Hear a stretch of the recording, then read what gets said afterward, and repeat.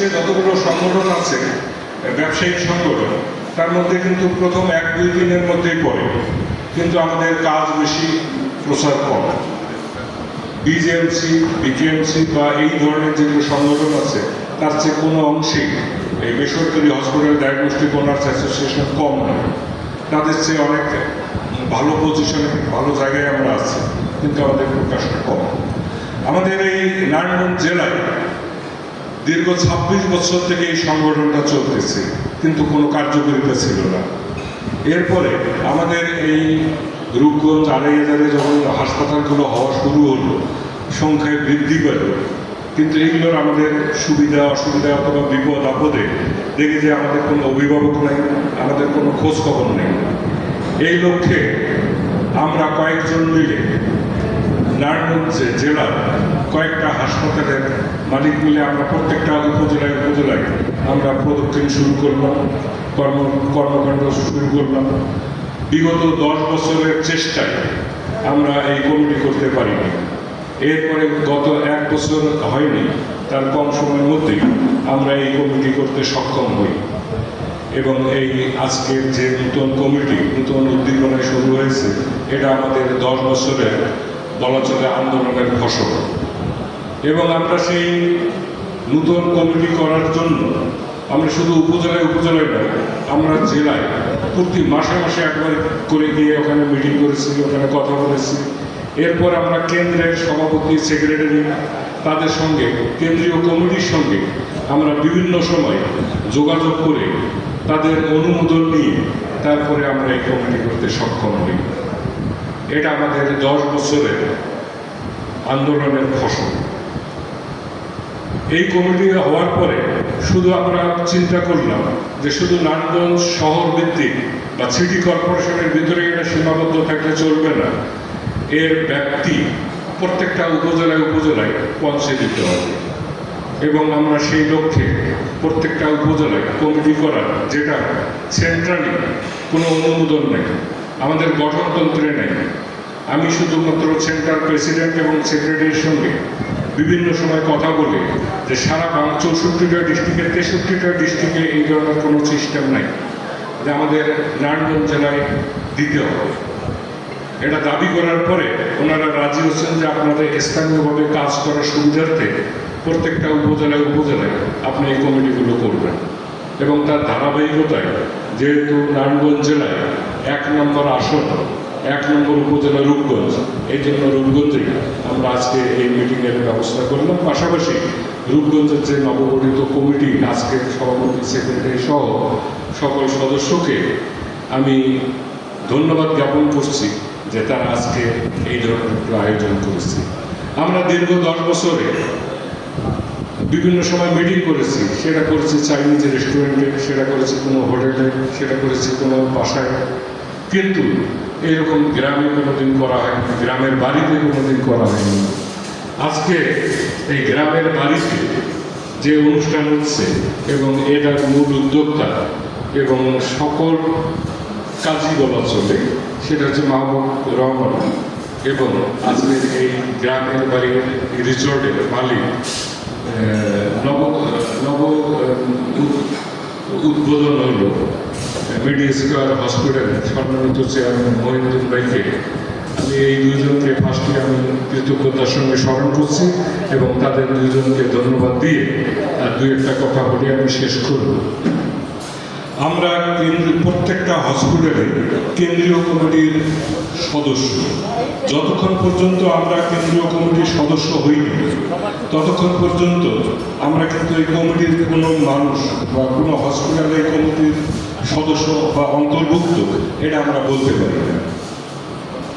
এটা করার সিস্টেম আছে।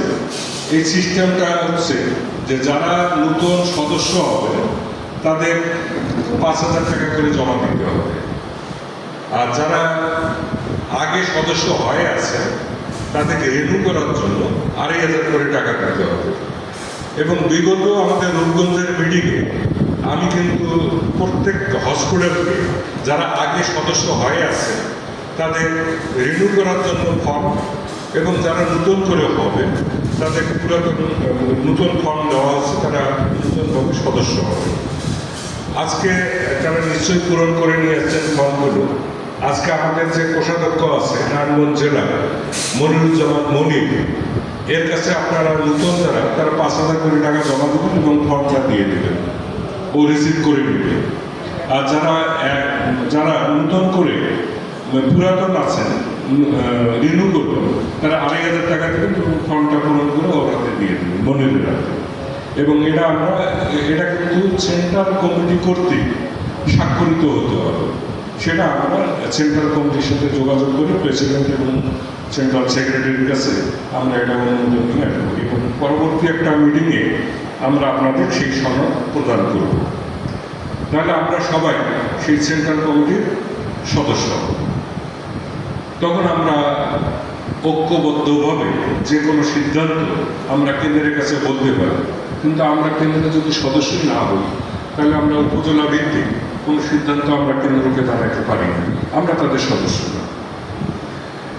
এই সদস্য সংগ্রহের জন্য আমরা বিগত আমাদের জেলা কমিটির মিটিংয়ে একটা সিদ্ধান্ত নিয়েছি। আমাদের এই মিটিংটা হওয়ার কথা ছিল গত শনিবার, কিন্তু সেই সময়ের কারণে আমরা 2 দিন পিছিয়ে দিয়ে মঙ্গলবার করছি। আগামী শনিবার এখন পর্যন্ত ডেট আছে। আমরা এটাকে আমাদের সুবিধার্থে 7টা উপজেলা 7 দিন না করে 2 দিন কমায় দিয়ে আমরা 5টি সংসদীয় আসনে 5 দিন আমরা এই মিটিংগুলো করব এবং প্রত্যেক শনিবারে করব, যাতে অল্প সময়ের মধ্যে আমাদের এই মিটিংগুলো করা এবং সদস্য সংগ্রহের কাজগুলো আমরা শেষ করতে পারি। তা আজকে আশা করি যে আমাদের রূপগঞ্জে যতগুলো 22টা হসপিটাল ডায়াগনস্টিক সেন্টার আছে, 22টা হসপিটাল ডায়াগনস্টিক সেন্টারে কেউ এই রেজিস্ট্রেশনের বাইরে থাকবেন না। আপনারা এই মিটিংয়ের পরে আপনারা সবাই আপনাদের ফর্ম এবং টাকা মনিরুজ্জামান মনিরের কাছে আপনারা জমা দেবেন আশা করি। আমরা এইভাবে রূপগঞ্জের পরে আমরা 2,500, তারপর সোনারগাঁও, এরপরে বন্দর সদর, এরপরে আমরা 4 নম্বর 5 নম্বর আসনে আমরা ঠিক একইভাবে এইভাবে মিটিং করব এবং সদস্য আমরা কমপ্লিট করব। এবং বাকি একটা শুধু আসলে আমরা পরে সেটা করব মিটিং, কিন্তু তার আগে আপনাদের সবাইকে অবগতির জন্য জানাচ্ছি আমাদের সেন্ট্রাল কমিটি এটাও কিন্তু নতুন।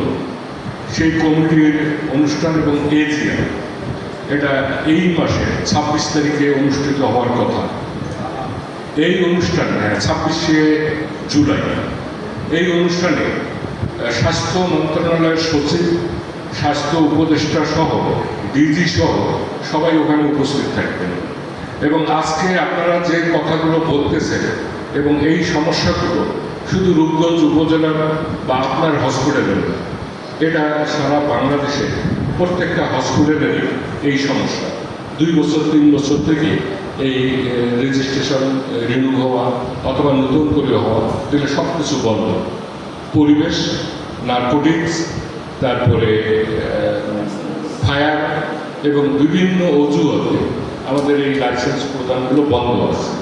সেই ব্যাপারে আমরা বিগত সেন্ট্রাল কমিটির মিটিংয়ে, যেখানে উপদেষ্টা ছিলেন, সেক্রেটারি ছিলেন, সেখানে আমাদের দাবিগুলো নারায়ণগঞ্জ জেলার পক্ষ থেকেই আমরা উপস্থাপন করছি এবং সেখানে তারা একমত হয়ে গেছে। 3 মাস সময় চেয়েছে, এর মধ্যে এগুলোর সমাধান হবে। এবং পরিবেশের যে বিষয়টা আছে, এটা আমার পরে সভাপতি সাহেব তার বক্তব্যে এই কথাগুলো ডেডলাইনগুলো আপনাদের দিয়ে দেবে। এটা হতাশ হওয়ার কিছু নাই, আমাদের চিঠি খুব অল্প সময়ের মধ্যেই পেয়ে যাব। আশা করি যে চিঠি হয়ে যাবে এর মধ্যেই। চিঠিগুলো হলে তারপর যখন কার্যক্রম শুরু করতে হবে, এটা যদি আপনারা বিচ্ছিন্নভাবে করেন, আপনারা এককভাবে গিয়ে কোনো কেরানি বা ওদের সাথে যোগাযোগ করে করতে চান, তাহলে আপনারা হয়তো আস্তে আস্তে দেখা যাবে যে আপনাদের পেয়ে বসবে। এই সুযোগটা না দিয়ে আমাদের সেন্ট্রাল থেকে একটা সিদ্ধান্ত আসবে, একটা প্রজ্ঞাপন আসবে, সেই প্রজ্ঞাপনের আলোকে আমরা কাজগুলো করব। এটা আরও কিছুদিন সময় লাগতে পারে। আর পরিবেশের চিঠিটা হয়তো কয়েকদিনের মধ্যে আসবে। আজকে সকালে আমি কথা বলেছি, সেখানে ওরা বলছে যে 20 বেড পর্যন্ত ইটিভি লাগবে না, 20 বেডের উপরে লাগবে। আমি আজকে সকালে দাবি করছি যে এটা 20 বেড না, এটা 30 বেড পর্যন্ত করে। 30 বেডের উপরে যারা 50 বেড 100 বেড করবে তাদের এই ইটিভি দিয়ে দেয়। কিন্তু 30 বেডের নিচে যাদের আছে তাদের ইডিবি ছাড়াই পরিবেশের ছাড়পত্র দিতে হবে। আরেকটা দাবি ছিল যে আমাদের নার্কোটিক্স এটা ম্যান্ডেটরি করছে যে এটা করতেই হবে। আমি বললাম যে এমন হসপিটাল আছে 10 বেডের বা 15 বেডের হসপিটাল যেখানে মাসে 10টা প্যাথেডিনের দরকার হয় না, আর একে কিন্তু আমাদের প্যাথেডিন মরফিন আমরা কেউ ব্যবহারই করি না। সুতরাং এটা করেন আপনি ঐচ্ছিক করেন। এবং এই যে দুইটা দাবি আমরা 2 মাস আগে সেন্ট্রাল কমিটির কাছে স্বাস্থ্য উপদেষ্টা এবং স্বাস্থ্য সচিবের কাছে যে দাবিটা করে আসছিলাম, সেই দাবিটার বাস্তবায়ন খুব অল্প সময়ের মধ্যেই হবে এবং সেটা চিঠি আকারে চলে আসবে আমাদের কাছে। এবং আগামী সপ্তাহে ফায়ার সার্ভিসের সঙ্গে এটা স্বরাষ্ট্র মন্ত্রণালয়ের অধীনে স্বরাষ্ট্র উপদেষ্টার সঙ্গে এই সপ্তাহে অথবা আগামী সপ্তাহে মিটিং আছে। সেই মিটিংয়ে ফায়ারের বিষয়টা ক্লিয়ার হবে। সুতরাং হতাশ হওয়ার পিছনে এতদিন সময় চলে গেছে, আর এটা আমাদের যেহেতু না সারা বাংলাদেশে যখন একটা প্রজ্ঞাপন বা চিঠি আসবে সারা বাংলাদেশের জন্যই আসবে। সেই চিঠি আসার পরে আমরা সেই পর্যন্ত অপেক্ষা করি, তারপর আমাদের কাজগুলো করি। আর আপাতত বিভিন্ন সংস্থার থেকে যদি কারো কোনো সমস্যা কেউ করার চেষ্টা করে, সেগুলো ওই সংস্থার আজকে সকালে একজন আমাকে চিঠি দিয়ে গেছেন, এরকম কাউকে যদি ডিস্টার্ব করে সেটা আমাদের সভাপতির বরাবর জানাবেন। আর আরেকটা ইনফরমেশন আপনাকে দিয়ে দেয়, এটা হচ্ছে আজকে আমাদের নারায়ণগঞ্জ শহরের যে কমিটি আছে বা যতগুলো হসপিটাল আছে সবগুলো একটা গ্রুপের মধ্যে চলে আসবে। আপনারাও এই গ্রুপের মধ্যে সবাই অন্তর্ভুক্ত হবেন এবং যে কেউ যে কোনো সমস্যা সঙ্গে সঙ্গে যাতে ওই গ্রুপের মধ্যে দিতে পারে, এটা যেন সবাই সঙ্গে সঙ্গে জানতে পারে। এইভাবে আমরা আগায় যাই। এবং আজকে আবার মাহবুব এত সুন্দর একটা আমাদের সুযোগ্য সেক্রেটারি এবং আমাদের সভাপতি দুইজনেই সুযোগ্য এবং খুবই ভালো, তারা এত সুন্দর একটা পরিবেশ করছে এবং মহিউদ্দিন সাহেব তারা এত বিশাল আয়োজন করছেন। এটার জন্য আমরা আমাদের নারায়ণগঞ্জ জেলা কমিটি এবং রূপগঞ্জ উপজেলা কমিটির পক্ষ থেকে আমরা ওনাদের সবাই একটা করতালির মাধ্যমে